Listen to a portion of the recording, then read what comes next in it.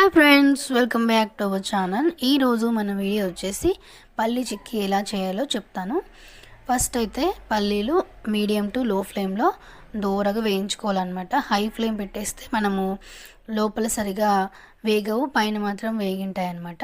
So లో to medium ఫ్లేమ్లో వేయించుకోవాలి. నేను ఈ బౌల్ నిండా పల్లి అయితే తీసుకున్నాను. ఇంకా బెల్లం వచ్చేసి మనం తీసుకున్న పల్లీకి 1/4 తక్కువ తీసుకోవాలి. అంటే బెల్లం వచ్చేసి 3/4 క్వాంటిటీ తీసుకోవాలి. 1 బౌల్ పల్లీకి 3/4 బౌల్ బెల్లం అయితే తీసుకోవాలన్నమాట. ఇలా బెల్లం పాకం కట్టిన తర్వాత దీంట్లోకి పల్లీలు అనేవి వేసేసి వేయించుకోవడమే. మనకు పాకం బాగా కట్టిందని ఎలా తెలుస్తుందంటే, పాకాన్ని వాటర్లో వేసి చూస్తే కొంచెం గట్టిగా అయిపోవాలి, సౌండ్ రావాలన్నమాట. అంతే, మన పల్లి చిక్కీ అయితే రెడీ అయిపోతుంది. పల్లి చిక్కీ వచ్చేసి మనం ఏ షేప్లో కావాలంటే ఆ షేప్లో కట్ చేసుకోవచ్చు.